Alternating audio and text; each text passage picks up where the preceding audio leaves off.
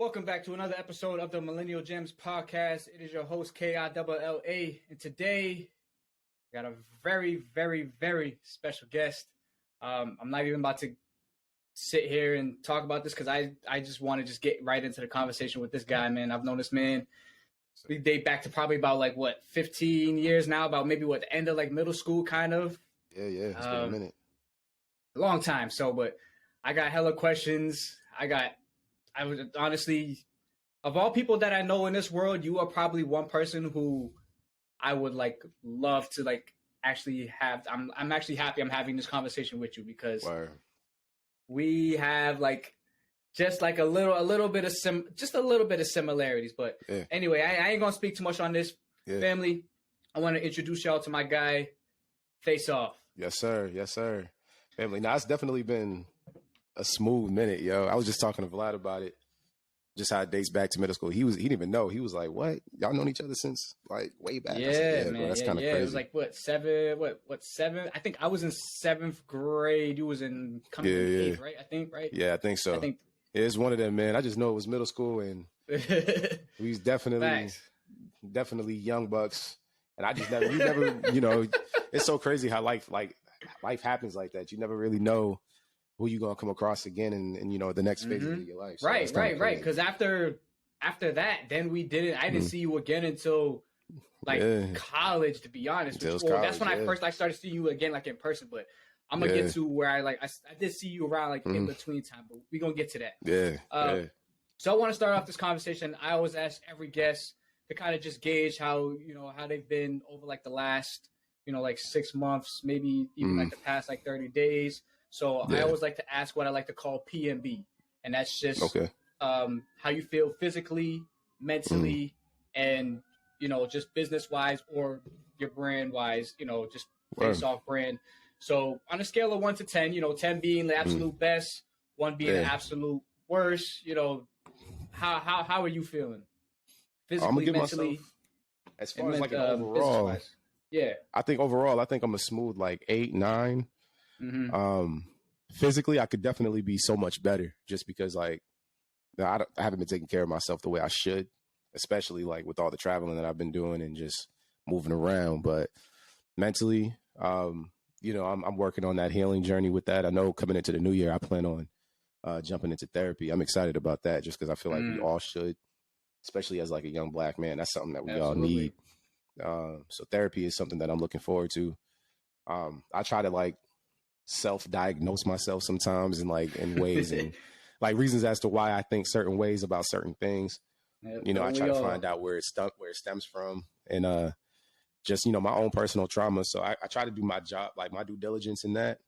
Could be so much better, and obviously it would be better if I was already in therapy. So I'm looking forward to jumping into that. But as far as and overall, I think I'm an 8 or 9. I can't really complain, man, because I've been doing everything that I set out to do. You know what I mean? I've been living my dream for the most part. So I can't complain, bro. And I'm alive and well. And I have a new mentor basically that I met within this last 6 months.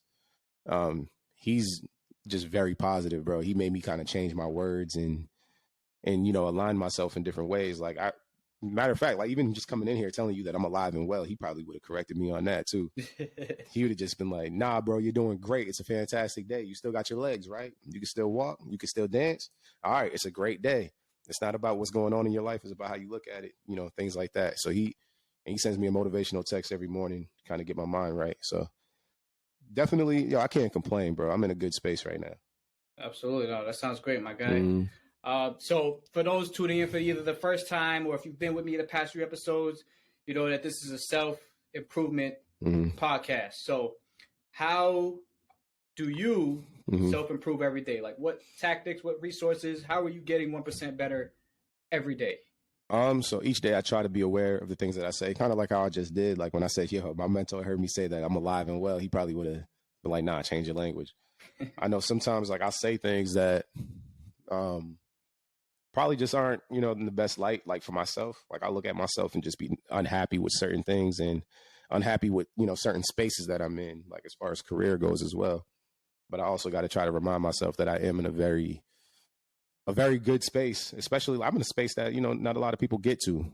and people dream of. And, I'm in that space. So while I'm thriving to, become more and obtain more for myself, still just try to appreciate the moments that I have now and just how far I've come and just where I am.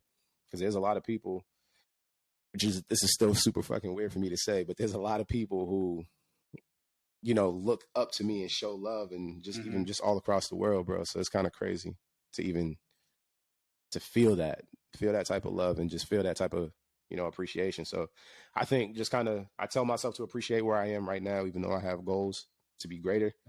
And whenever I do hear myself slipping up, I try to check myself in those moments. Word. Nah, to be honest, bro, like, I am honestly, like, even though we've known each other quite some time, like, to me, like, honestly, and seeing what you've been doing over, like, the past, like, few years, like, honestly, I'm, like, good, we're good peoples, but I'm also, like, a fan of you because it's just, like, something, like, in a way, I'm gonna get into it, but, like, first, I kind of want you to just talk about, like, the backstory, because everybody doesn't know that you were. I don't want to just call you a dancer. I want to call you an artist. So, you're an artist specifically in, the dance lane. But just kind of just give me like a little bit of backstory on that. Like, what age did you like start dance, and then like what age did you feel like, okay, this is something that I want to kind of like take serious? It's so funny. I feel like I've had this conversation specifically a lot lately, and I don't know. It's so weird that I just never thought that I would actually be telling this story so many times. And it's full circle for me just because like I get to relive those moments and it keeps me humble and keeps me grounded. But I remember when I was young, I was like watching my sister's dance recital. She was performing with like, I forgot the company at the time. I don't know if it was Origination at the time, but I think it was a different dance company. But I just remember going to that show with my mom and my dad. And sitting next to my father, he looked at me and was just like, "Yo, do you think you can do that? You can dance like that, whatever?" And I was like, "Man, I ain't trying to dance. What you talking about? Like, I'm not trying to do none of that." And then I remember shortly after that, there was these 3 dudes that got on stage. I couldn't tell you their names for the life of me. I just remember one of them had braids. He was like on some Omarion type vibe, and there was 2 other dudes with him. Bro, they was up there going crazy, popping, jumping, doing backflips, just gliding across the stage. And I remember looking around and just seeing every single girl in the crowd losing their mind. I was just like, yo, what is going on? And I just remember in that moment, I looked at my father, was like, you know what? I think I'm going to do this thing. And I started dancing for real. And, one of my boys till this day, he's like somebody that I've known since like 3rd grade. My boy Maxton, I used to play the drum set. And he taught me how to do a moonwalk, like actually a glide, and also taught me how to do the moonwalk. In those moments, I was like, damn, this is fire. So then when I started like taking classes and really getting into this dance thing, I learned how to pop, the whole glide situation. I kind of just blended the 2 of them. So, I tried to become like a nice little Omarion or Michael Jackson vibe. And, you kind of just fall in love with it. I know for me, it started out with, trying to impress women and, girls, I should say at the time.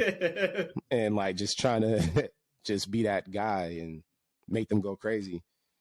And, throughout the process, you just fall in love with what you're doing. And shit, at the end of it, I kind of just was like, yeah, this is for me. And this is just what I want to do.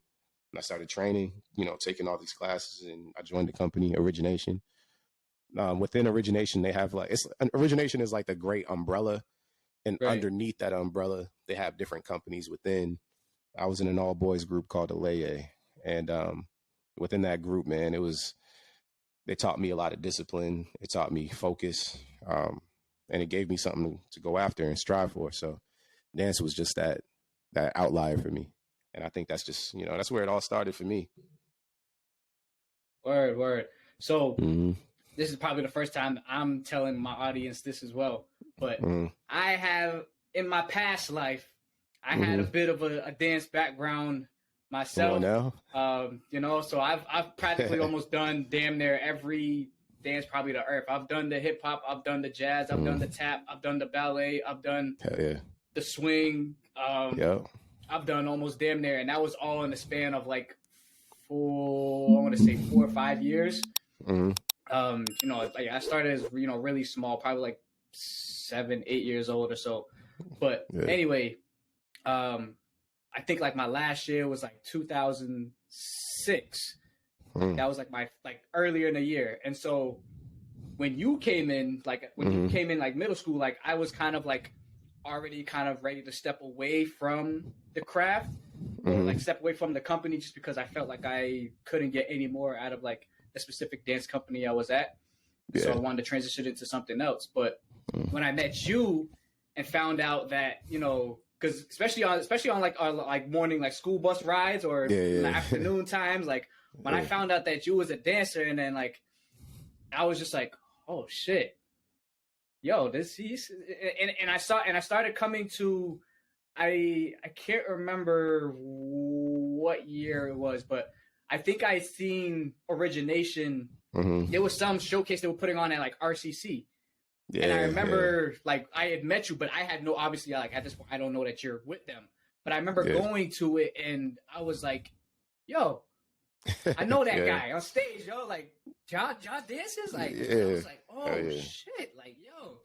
So after I seen the showcase, so I was just like, that kind of got me itching again. Like I was kind of itching to get back out there in the studio again and start dancing again, because I was like, yo, now I'm seeing things and I'm like, I'm seeing what you're doing and I'm seeing like how the crowd is like reacting, and I'm just like, yo, I kind of really want to get out there and get back into it again. And so who would you say is like your like influences? I know you got like influence like seeing your sister, but who would you say is like your other like influences for in this craft of dance? Yeah, that's so crazy because for one, I just learned something about you. I didn't even know that you was dancing like that for real. Like when you was younger, that's crazy. Yeah, no, in my past life, definitely. Like I said, like I just came off like from like 2002 to like mid 2006. I was with the same dance company, and I kind of just elevated, fire, you know, just kept climbing up the level, just learning different types of dances, and then like at the end of mid 2006, at end of 2006, not the end, but mid, I was just like, yeah, I'm kind of over it at this point. Like I kind of want to start getting into like some like sports again. Like I mean, I've always been like a multi-talented athlete, but like I was just like, I kind of want to just focus just on sports now. Just like I don't want to dance. Like that was a phase of my life, and I didn't want to get back to it. I feel you on that. No, that's just make it about but you know, I'll let you know. And it's crazy because you didn't just.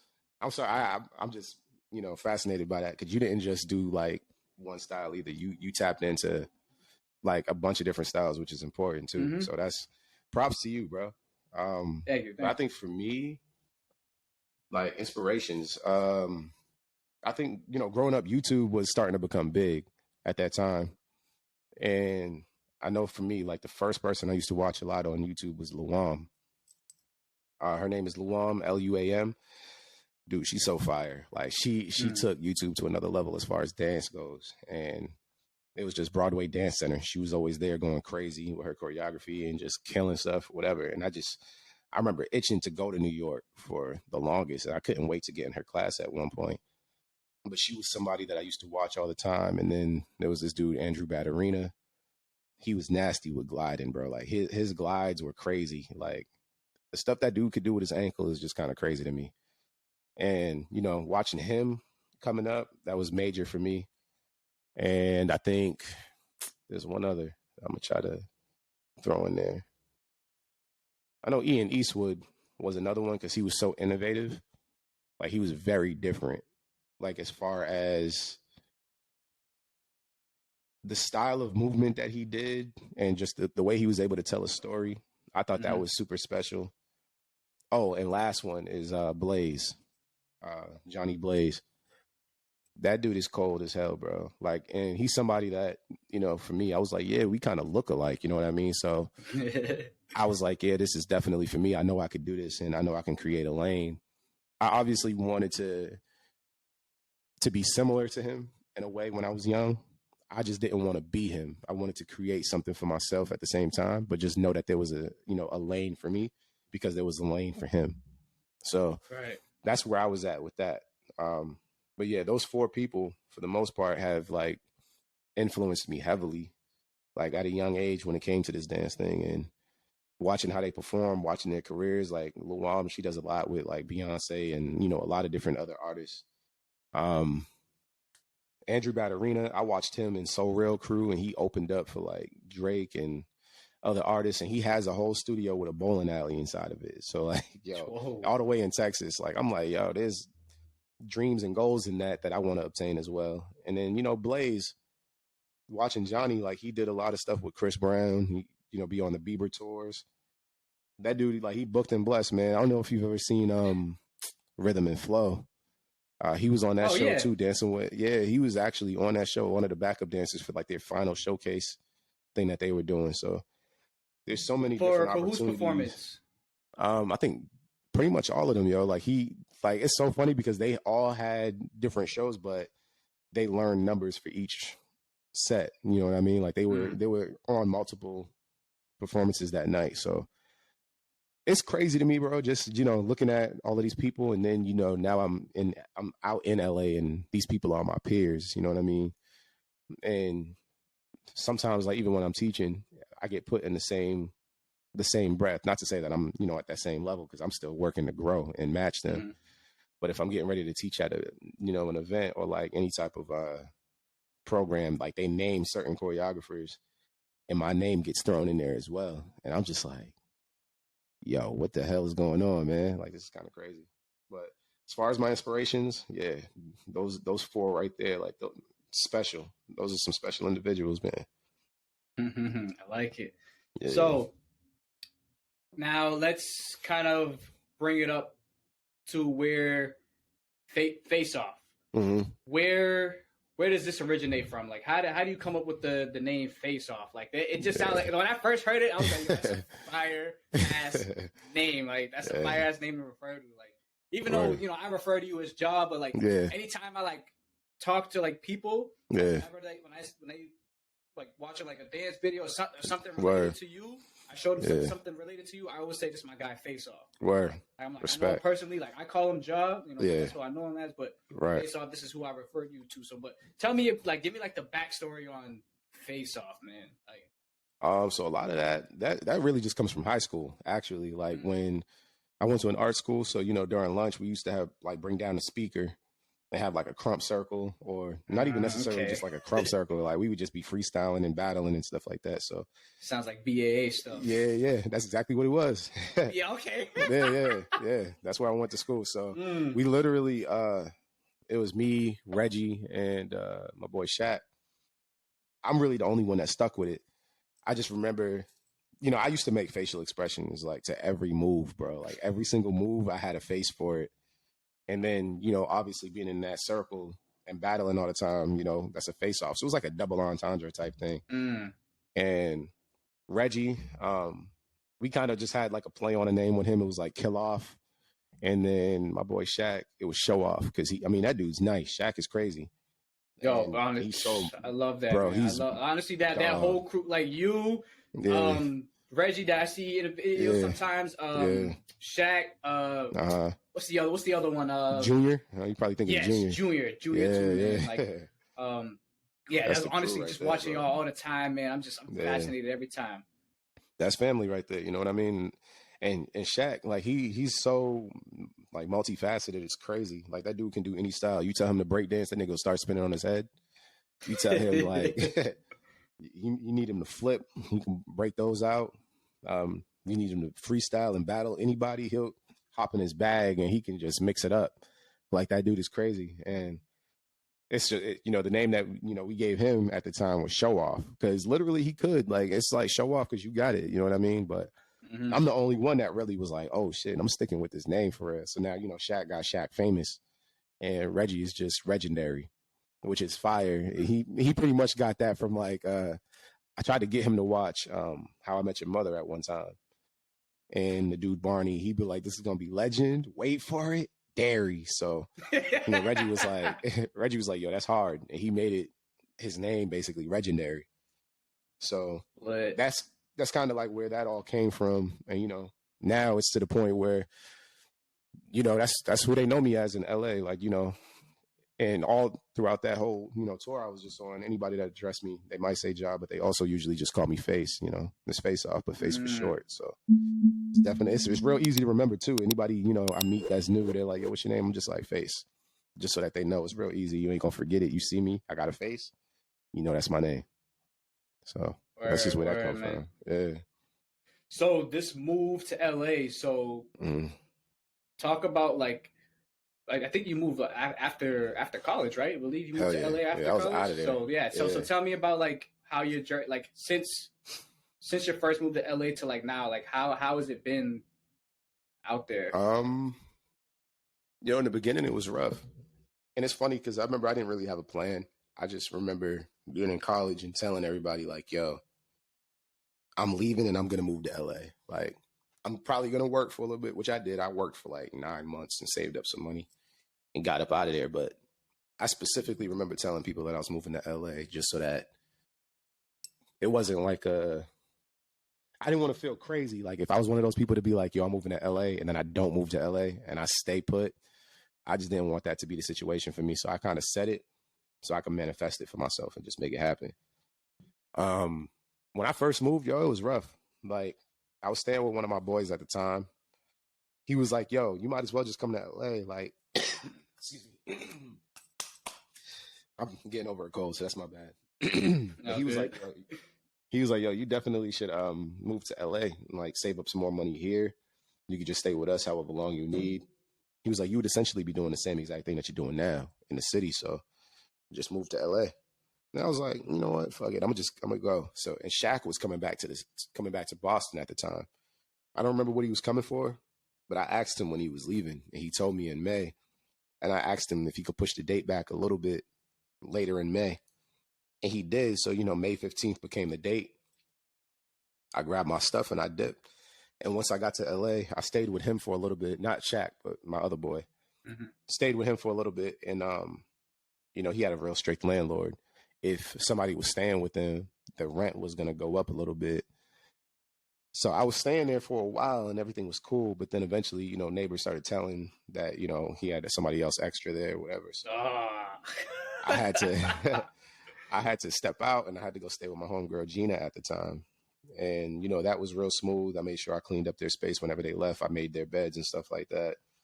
And just, just showed my gratitude for being able to be there while I was looking for jobs and all of that.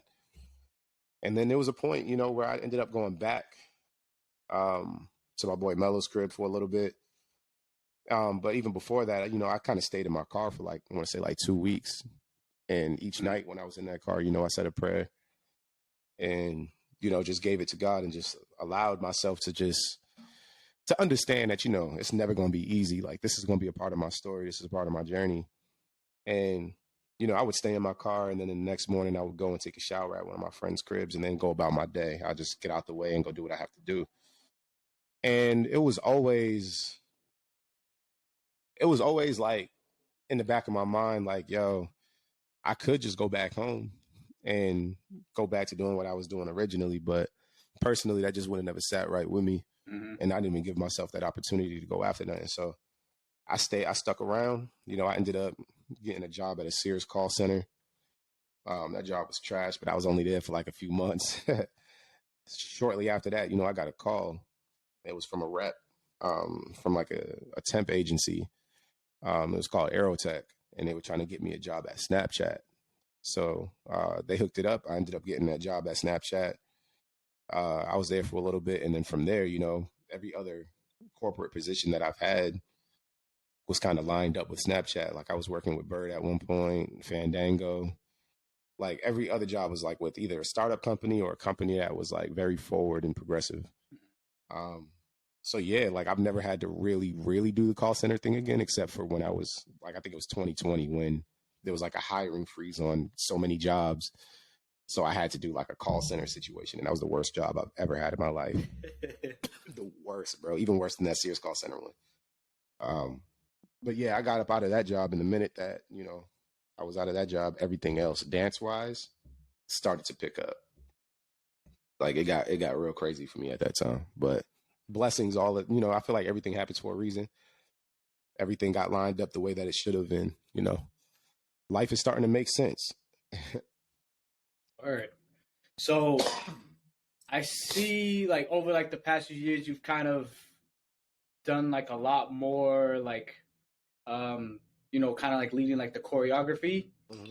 So like when did you like develop like the confidence to start doing that? Because I know like you're talking about like coming up with like, obviously I know anybody can come up with like a routine for themselves, but now coming up for a routine for somebody else, like I know there was one time where when the company that I was with, like there was like an end of the year showcase they were going to put on. And so they was like, we want like you specific few to just come up with like your own routine. And I looked at that and I was like, this is hard as hell. Like, I don't know anything about how to choreography. I don't know how to put together my own thing. Like I had my mom help me, and to be honest, it was probably the most embarrassing routine that I've ever done today.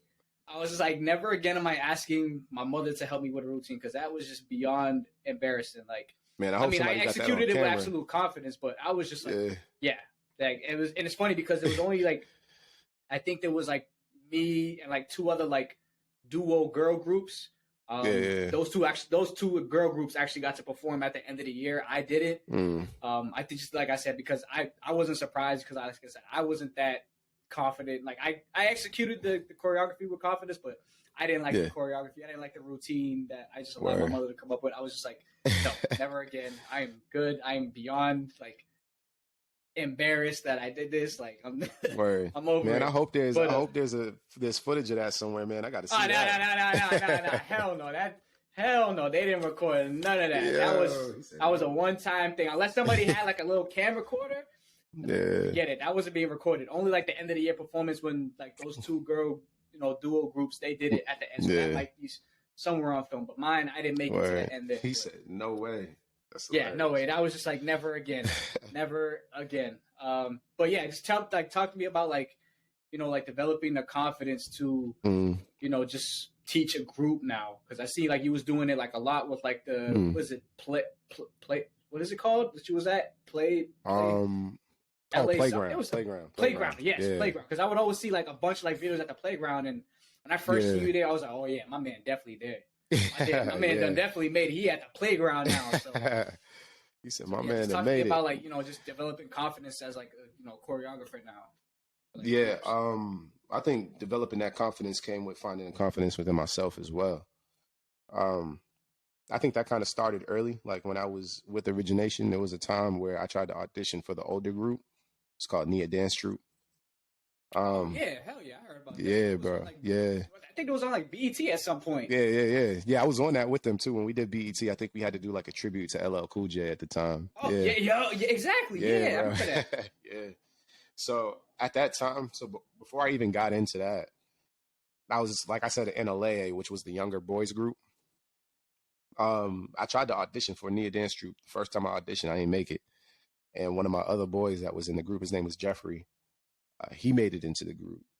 And I remember at that time, like my whole spirit was kind of shot. I was sad because I was looking forward to being in that group and I wanted to do all that they did. But I remember at that time when I left, it was close to, I want to say New Year's, and we did this thing called First Night every year. Like First Night Boston. So it's like at the convention center, they have all these different rooms with all these different events going on or whatever. Sometimes there would be performances at John Hancock Hall. That year there was. Status Quo was performing at John Hancock Hall. Legendary Status Quo, man. Yeah. So, I remember going to John Hancock Hall to watch them. And I'll never forget, because Chris Brown was just coming out at the time. He was just popping. But I remember going to see them perform, and they had this one set where they had controllers in their hands, and there was one person in the center, and they were acting like they were controlling him, and he was going crazy, bro. Like, it's so funny because I feel like I need to see live performances a lot more, because I think live performances is what really inspires me to get up and be like, okay, I can do this. Because remember, that's how I started dancing. Like earlier when I told you I started dancing is because I saw a live performance. Right. And this time around, like where I gained my confidence, it came from watching this live performance. So I'm watching them control him and he's going crazy. I'm looking at the crowd, they're bugging out. There's this one dude, I think his name was Thornell at the time. He jumped out the cut, and a Chris Brown song came on because he looked damn near just like Chris at the time. And he jumped out, made the crowd go crazy. And I was looking at their facial expressions and how they were moving. This is when Face0ff was starting to develop, by the way. Like, I'm watching how they're moving the crowd just with their facial expressions and just how they're moving. Bro, I tell you, when that next year rolled around and I was still in that LA's boy group, bro, I was performing. Like, dog, my face changed up. The way I was moving changed up. I had people in the dance troupe, their jaws was on the floor, and they was looking at me like, yo, what is going? Is this the same person from a few months ago? Like, bro, my confidence was up. It was through the roof. And I was like, yo, y'all gonna regret not putting me in this group. Like, I was on one, yo. And then I remember the next year rolls around for them auditions. And bro, like, I was snapping that whole time I was in that audition. One of the choreographers, like, he taught us the piece that we needed to perform for the audition. And he started doing it with us, with my group. And I remember he messed up and I finished it off. Like, I went crazy. And, the staff, the people that were like, judging us for the audition, they stood up. They're like my second, third, and fourth mothers at this point.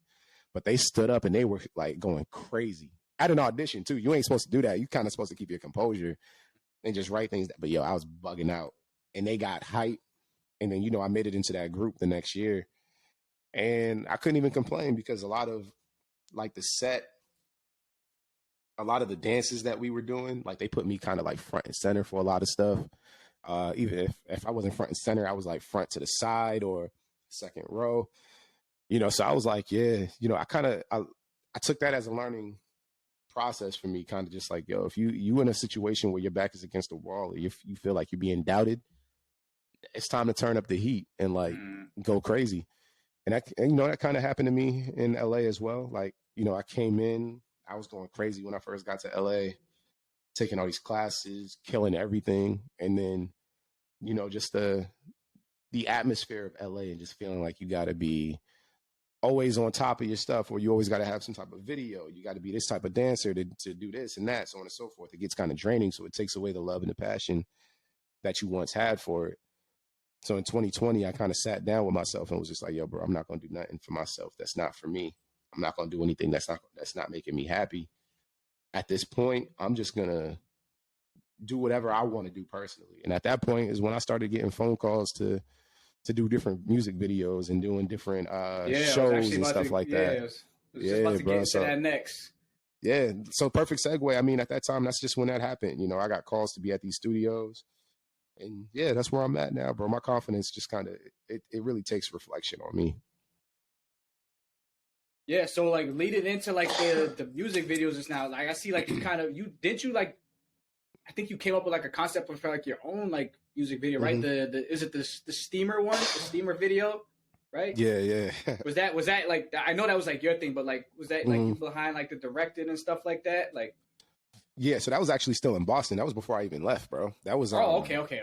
Yeah, bro. I was on one at that time too, like because I knew I was getting ready to leave. But I definitely did direct that. My boy Junior helped me out a lot on that, so shouts to him. And he did like he did the screenwriting on the little scene that we had in the beginning. So Junior, I like the little drag race scene you guys got in there. Hell yeah, man! With the bag. Yeah, we was definitely trying to put together some heavy stuff, but like, and Junior was on one at that time, and he's still on one. That dude is, in movies and stuff now. So I think I see something on my timeline the other day with him in some movie. Yeah, Christmas movies. Yeah, he's literally so multifaceted, man. Hell yeah, bro. Junior is doing his thing, man. I can't even be mad at him. He's killing it, and he about to come to LA too. Exactly where he should be. Guys, all right. So I got a little segment on my podcast. It's called GAME. It's broken down as gems about me. So I'll just ask a question or a statement, and you just fill in the blank. Answer to the best of your ability. Gotcha. I'm not here to judge you for any of your answers. Just, Word. However you want to answer it. So right on. First one is, my name is and I am. Shit, my name is Face0ff and I'm greatness. First thing I do in the morning is? Shit, yawn. Nah, I get up. pretty bad habit is I check my phone. Something I'm gonna work on staying away from in the new year. I'm just kind of separate myself from my phone. But I definitely check my phone. That's the first thing I do when I wake up. I can't even hold you. Early bird or night owl? Shit, both. Poor sleeping habits, man. Like I don't go to sleep too early because of FOMO. Being in LA, anything can happen last minute. People ask you, "Oh, can you show up to this tomorrow?" And it'll be 11 p.m. Oh. And then like sometimes I wake up early just because I don't know if it's like anxiety or whatever. I just wake up, and if my eyes slightly open, then I'm like, "Oh shoot, let me check my phone real quick and make sure whatever." But pretty much both. I wake up early and I go to bed late. Okay. To cope with stress, to cope with stress, I either play 2K, play Call of Duty, play some type of video game, or like I speak with loved ones. Just trying to keep myself balanced. All right. So you're just coming. Well, for those, a lot of you probably don't know that this man's coming off, a worldwide tour. But before we get into that, top 3 places that you would like to visit again. Again would be Amsterdam, Prague, and I think Australia as a whole. Australia was cool. Okay. Yeah. And then the last one, I'm manifesting for 2023. I'm manifesting an abundance of opportunity, more greatness, and more just health and wellness. Definitely going to take health very seriously in 2023, and definitely try to transition in some spaces. Heard you. All right. So let's get into this world tour you've been on for the last few months, man. How the hell did you get the opportunity to first of all, Super Bowl? The Super Bowl this past year. First of all, talk about how the hell you landed that gig in a set with Kendrick Lamar. Yeah. And then it turned into a worldwide tour. Like, talk about that. Talk about the experience with that. Just going continent to continent, country to country, arena to arena, entertaining the people with Kendrick Lamar. Bro, it's something that you can't even really dream about. Like, it's weird, man, because it actually started before the Super Bowl. Like, I did Day in Vegas with Kendrick, and that was last year in November. So we did Day in Vegas. It was probably like 20 guys and like 10 girls. So it was like 30 of us on stage with him. It was a whole festival. And it was in Vegas, but he was cool then. We didn't really have much access to him at that time. But he's a cool dude. He came in, showed us all love, shook up with everybody, spoke to us all. And, we did that show with him, and then it was a wrap. And when Super Bowl came up, I wasn't even going to the audition for Super Bowl. I was kind of just chilling. I do wish that I went to that audition, though, because I probably would have been doing a lot more at the show than what I already did. But he, when I got, done with that whole thing, my agent hit me up like, hey, so they're asking for you to do a private audition for the Super Bowl. They want the guys that were at Day in Vegas to come do this audition. So I was like, all right, cool. I'll show up. And I went, and just like they said, it was a lot of us that did Day in Vegas. They wanted us to audition for the Super Bowl. So they were like, I'm going to be real with you guys. There's only 15 spots, and there's 16 of you. So one of you aren't going to be able to go. Oof, that's tough. Bro. That's hard. Bro, I was nervous as hell. I was like, yo, I cannot be that one guy that does not. Like, I was like, there's no way in hell. And then my boy Alex was there too, and he was saying to me, he was like, look, I'm kind of scared because he has no hair. Like, he's bald. And there was one other dude in there that was also bald. And he was like, yo, I feel like it's going to come down to either me or him, because why do they need two? I was like, well, bro, I mean, y'all could be opposites at the same time. So there's that. And, that kind of eased some stress for him. But by the end of that audition, it's so funny because neither one of them was on that job. And half of the people that I saw at that audition wasn't on the job. It was like a whole bunch of just different people, which is fine. That's just the way the industry works. But I ended up getting that job from that audition, that private audition that we had. So I did the Super Bowl, had to dye my hair blonde. It was cool. I actually might do it again. I was fucking with the look. It was cool.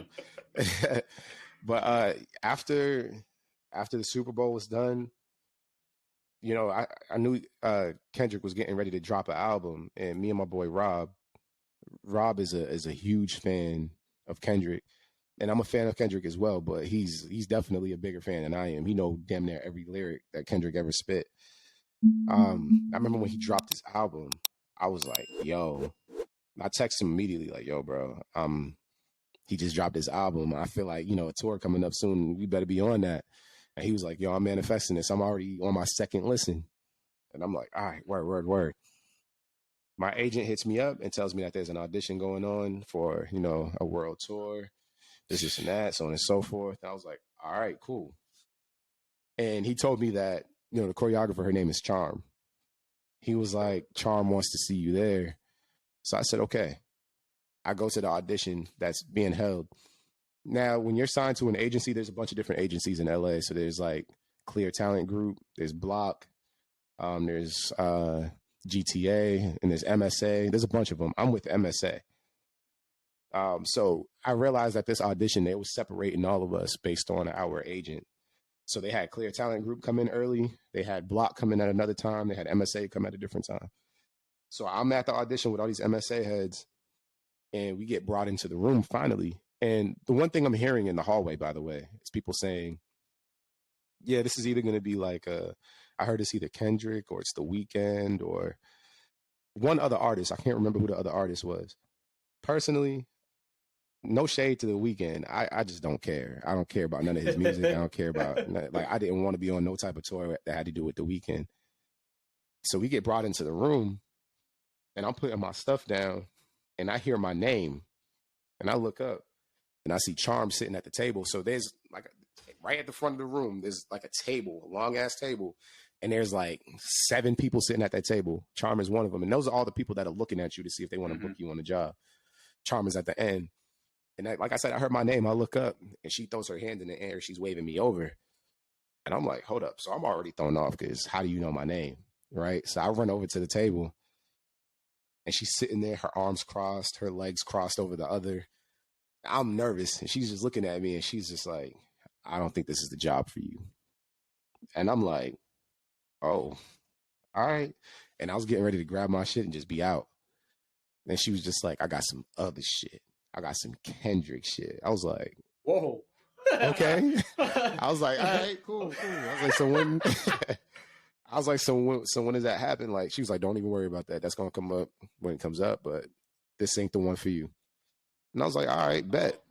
So I went and grabbed my stuff, and she yells out my name again, and I look up, and she was like, you can stay and dance if you want, though. I was like, nah, I'm cool. I'm going to just head on out.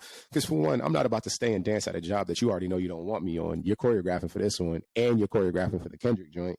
You know you want me on that one, but not this one. I'm not staying here and risking injury or just wasting my time when I'm not going to get this job. And luckily, I found out later it was for The Weeknd. So, boom, great. I'm out of there. It worked. Right. You know what I mean? Everything lined up. I called my homie Rob, and I was like, well, when I called him, he picked up the phone. The first thing he said to me, he was like, God's good, ain't he? And I'm like, wait, hold up, what? And he was like, nah, you know what? I'm gonna let you get this off first, and then I'm gonna tell you my side. I was like, all right, cool.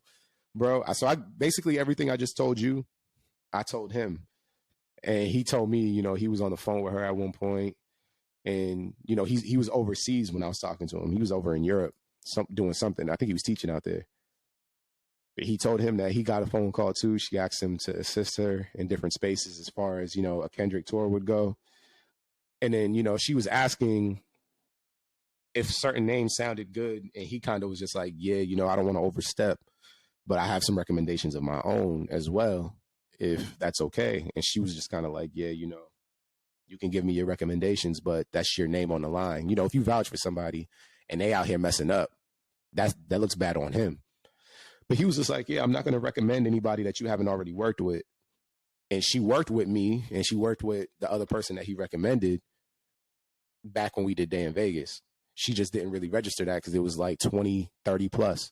You know what I mean? So, and, you know, when she saw me at that audition, it was because she remembered and because he had already mentioned me prior. And then, you know, I got hit up again to do a skeleton. Now, a skeleton is like when you're building out the blueprint of a performance. you're choreographing and you're putting it on people to see how it looks before you take it to the stage or before you get to rehearsals.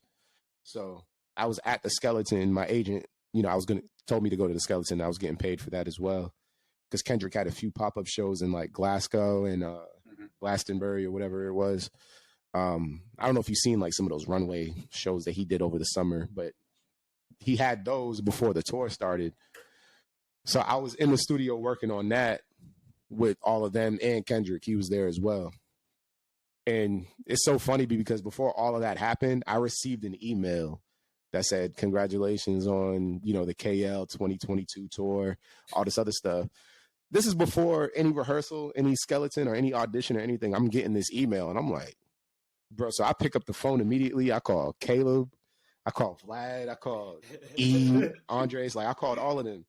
I'm like, yo, I think I'm going on tour with Kendrick, yo. Like, and they were losing their mind. They were going crazy. But I was still nervous because, we also had to have an audition for that. And an audition which like 60 and 70 guys showed up to. And she told us there at the audition, guys, I'm only taking 7. I'm only taking 7 guys. And I'm looking around the room like, yeah, there's no way I'm going on tour right now. Like, I just lied to my bros and I feel crazy. But I went through the audition, killed it, did everything I needed to do. And, I already have history in working with Kendrick. So it just made sense that I should end up on that tour. And it was a blessing because I got to go on that tour with like 4 or 5 of my bros that I've already known. And then like one other girl that I was cool with, she's on that tour as well. So it's a beautiful thing. And then you build new friendships, family bonds and all of that. So that's how that happens. Long story, but like, bro, that's literally how that panned out for me. Listen, honestly, God is really good, bro. Like, hell yeah. I love that. Blessings, bro. Like I said at the beginning, bro, like, not only is we good peoples, but I am also a fan of you. Like, I seen that, just hearing that somebody that I know is going to be performing at the Super Bowl, one of the grandest like stages in the nation. Like, hell yeah. Like, I'm going to be proud. I'm a fan of that. And then to hear the fact that he's going to be going on a world tour with pretty much one of the biggest artists of like this damn decade. So yeah, man. I'm definitely a fan of that. Like, I'm proud as hell to say that I know this man. Like, say I know you. Yeah, it's definitely special. When we was in Boston, I definitely was saying like it felt good to be on that stage and be a symbol of hope for real. Like, I come from this city, and then to be able to be on that stage and look out into the crowd, my family was all out there, and Caleb and all of them, they grabbed their tickets and showed up. And bro, it was, it's crazy to just even feel that. Just like, yo, I was on that stage with Kendrick and y'all got to see that. So it was definitely special. Blessings, my God. Blessings, blessings, blessings. All right. So what have you learned about yourself so far with this journey, like up until this day? And then also answer for me, like, what are you still learning about yourself? So I think that's where like this whole process is really where I've learned the importance of therapy. Because while it's all, fun and grand and just being able to see the world, I mean, it's a lot of time that you're spending by yourself as well. Like, you get all these hotels and all of that, but that hotel room, they have to split us up. They can't put you in a room with somebody else. It's just, something that I think legally they have to do is just give you your own room. Being in that space, you do have a lot of time to think and just like, I mean, you talk to family as well, but you guys also got to consider like being in Europe and being in Australia, times are different. Yeah. Like daytime over there is like y'all are in bed over here. So it's really, you got to find time for yourself to appreciate being with yourself, first of all. And then sometimes, people, it gets real cliquey within the dance space as well. So some of the dancers will go out with other dancers and, some of us will go out with another group of whatever, or sometimes you're on your own and you kind of just got to find peace or make peace with that. And that was very hard sometimes within that space, but, trying to find that balance and then also just trying to make sure that you maintain happiness, make sure that you maintain just your mental health in general, like, or just physical health. That's something that I've learned. Like, I allowed myself to kind of just sit around on tour. Like, cause it's a lot of hurry up and wait. Like, you have all day to sit around and eat a bunch of bullshit. Like catering, they have it 3 times a day, bro, with dessert. Like, they got a bunch of just crap that you can eat. And you would think like being on tour, like, yeah, you can lose a lot of weight and you working out. Like, nah, bro, that's not the case. Cause you really just sitting around, you sleep, you're traveling, like you're on planes, on buses, and just eating your whole body, and sitting around. Them off, like, bro, like I'm so off right now, and I just can't wait to get back to LA and, you know, get back into regimen, get back into routine. Cause I thought that the tour was going to put me in a routine. I thought tour was going to be good for me and be like, yo, this is where you can channel like health. Like, nah, bro, you out here trying to live and experience stuff. Like, you're trying to be outside. You're trying to enjoy this food or enjoy this experience, get on this boat or go see this and that. You know what I mean? So there's time, but there's no real discipline within that if you haven't already been doing it before. So I think learning that about myself is like, no, I got to create that routine at home. I got to read a lot more when I'm home, just focus on mental health and just a lot of, you know, there's a lot of health habits that I just need to create for myself. And that's just one of the main things that I learned while I was on the road. And that's something I'm still trying to gather and still trying to learn. So, just one last thing. What gems do you give to those aspiring to, you know, really become like an elite artist? You know, I even want to just say just dance. I want to just say just because I like to prefer people as just as an artist, man. Because what you do, what dance is, that's art to me. Singing, right, rapping, music, like anything like that, it's art to me. So, what do you give to those artists who are just like, you know, they're a little stubborn, they're a little like afraid to kind of really get out there, build a name for themselves. You know, they're afraid to teach that first choreography. Like, what gems do you give to those people there? Take yourself seriously. I think that's something also, it's funny that you mentioned stubborn because that's something that I, you know, with Caleb and E, I say this to them too. Like, cause them two are some of the most talented motherfuckers I know. Same thing with Dre too, like with his photography and his film. If he came to LA, I'm telling you, I know people out there that film and drive Corvettes. You know what I mean? Like they get their bag. And when it comes to Caleb and E, like Caleb he's a little different though, because even though he's stubborn in like the music aspect, Caleb gets after it in everything else that he wants. You know what I mean? Like his whole business format situation he got going on right now. Like, I've had conversations with this man. He's on a different level. He's doing wild stuff right now. That man is low-key a genius in what he does. But when it comes to the music thing, I'm like, bro, you gotta, if you want to do that, I don't know if he really, really wants to do that for real. I think he just loves making it. But I know that dude could snap if he was in LA right now. Like, that dude would be like crazy if he was in LA right now. Yeah, we're gonna have to have a conversation with him too. Yeah, I'm waiting. I'm meaning to have a conversation with E. I still got E lined up. But yeah, well, definitely Caleb too. Definitely, I gotta get him on as well so we can have that conversation. Because I tell E too, I'm like, bro, like I think something happened with him. I don't know if he like, you know, got laid off from his job or something. I can't remember what it was. I don't want to put that on him. But there was something specific that we was talking about. But I remember telling him like, yo, bro, take this as like a fresh start, and you got to really consider if you still want to be in Massachusetts. Like, bro, you talk about palm trees all the time in your music, bro. Like, what are we doing? Like, come to LA, bro. Like, there's nothing but palm trees, and you preach palm trees. And if he's out there, and don't get me wrong, I know his music was just on the radio recently, so he's still doing what he's supposed to do. You know what I mean? Like, he's still doing work. But no, like, I want so much more for my crew. Like, there's, from those guys specifically, there's so much more that they could be doing. And I ain't gonna hold you, bro, with all the fitness stuff that you do, there's a bag to collect for you in LA, bro. Like, I really, and it's selfish.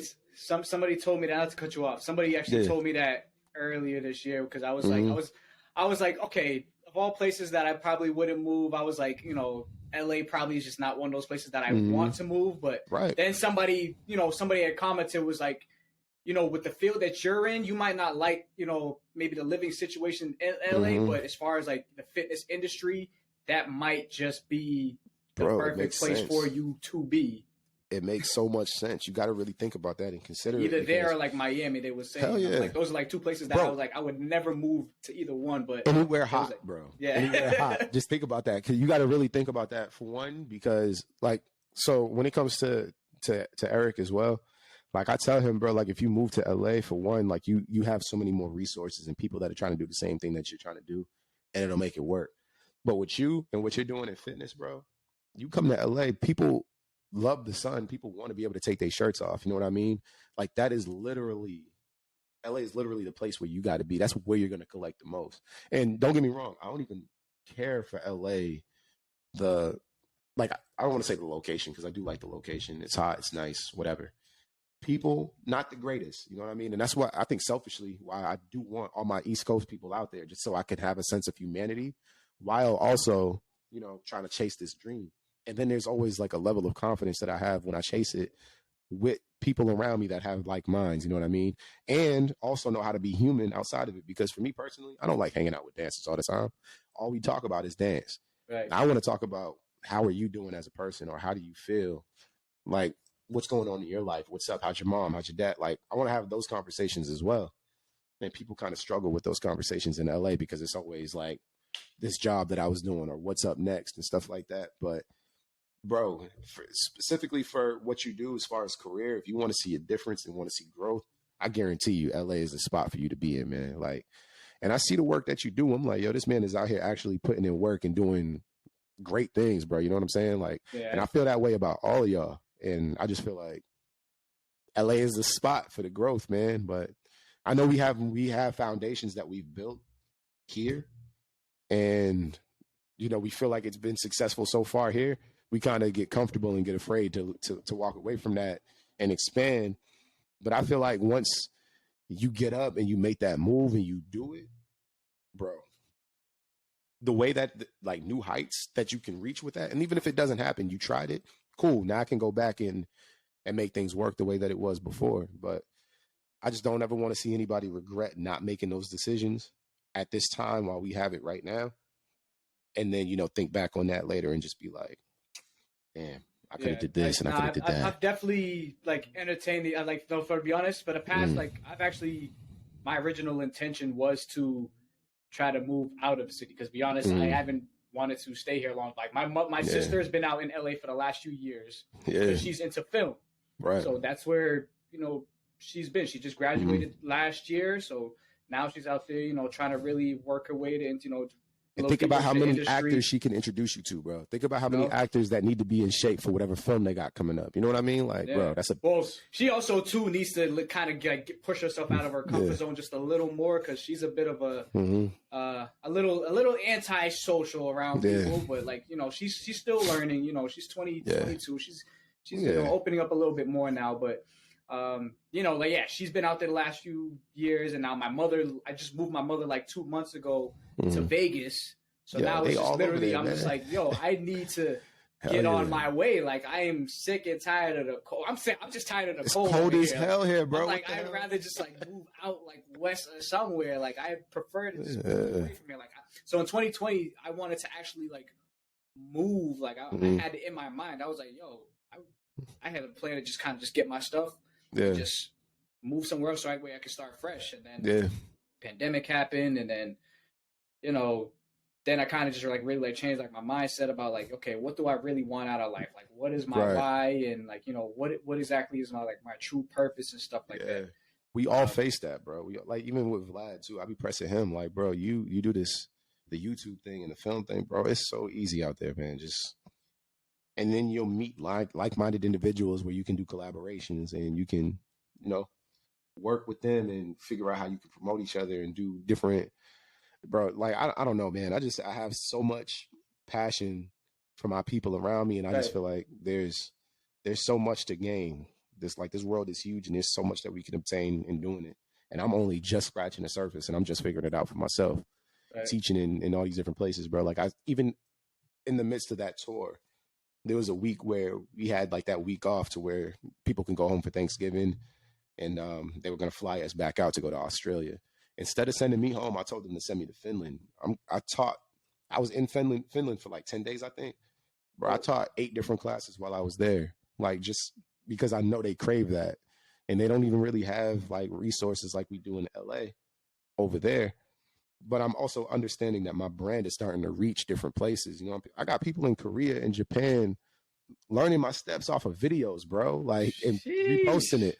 And I'm like, yo, what is going on? This is crazy. So I already know for myself, I need to make my way over there because those people are waiting for me to get there. And they always tag me. And even New York, New York is like, yo, please, can you just do one pop up in New York? You went all the way to Australia and in Europe and all that, and you haven't even touched base in New York yet. So I know I got to do that this upcoming year. You know what I mean? And it's it's a matter of understanding, like, yo, your resources can be used in different places. We gotta get up out of this city, bro. There's too much greatness waiting for you. What place is showing you like the most love? Well, when I went there, it was Finland. Like, bro, like right before getting on this call with you, I just got tagged by like, this is one girl that posted it, but it was like 8 different girls in that video, like doing my choreo that I taught over there. They just cleaned it up and then they recorded themselves doing it and just tagged me. I just put it on my story. But bro, Finland showed me a lot of love when I went there, and I was so grateful for it. And I dropped a lot of gems on them as well. And then before I left, I did a 4-hour workshop with them that was free of charge. Like, cause you know, they showed a lot of love when I was there and they paid for so many different workshops. I wanted to do some give back. So I just 4 hours with them and literally gave them 2 different combos, but we were training, man. I gave them some work. It was special. I love Finland, bro. I'm going back this summer. I don't care. I'm going back. It was smooth. All right, yeah. Yo, we've been on here, but just about an hour now. So yeah, we're gonna just wrap up here. So 2 things I want to ask of you. I want you to end off by leaving a gem for the audience, and also leave the most powerful gem that you live by. Okay. I could just do 2 in 1 because it's pretty much the same thing. I think for me, it's just knowing your value, knowing your worth, and also just not allowing anybody to dim your light. I think that's just extremely important because we're all able to shine bright together. Nobody is greater than the next person. That's something I preach a lot, even when I teach classes. We get so caught up in the social media era of everything that we do. We want fast gratification. We want to be validated in any form of social media that we can. Validate yourself. Look at yourself in the mirror and show love to yourself and understand that you are love, you are light, and you are greatness. And anything that you set your mind to, you can accomplish. And let me be the example to that, because there was a time where I didn't think I could. And then I got on stage with Kendrick Lamar on a world tour, and I was able to take that shit back home and do that in front of my family and friends and show like motivation and inspiration to the world. So allow yourself to be your own light, show grace to yourself, show love to yourself, and understand that you are greatness. Lit. What a gem. Yes, sir. All right. Just drop off your socials so everybody knows where they can find you, how to tap in with you. Yes, sir. Instagram is _Face0ff. However, the O in off is actually a 0. So _FACE 0FF. Twitter is Face0ff Tweets. And that's really, I got TikTok, but I don't even really be on TikTok like that. Eventually, whenever I do, I'll post it on my Instagram and people be able to find it that way. But yeah, I'm on it, but I'm not on it. I just be on there to watch funny videos. Heard you. Yeah, man. All right, audience. You heard it here. Stay blessed. Stay gemmed up.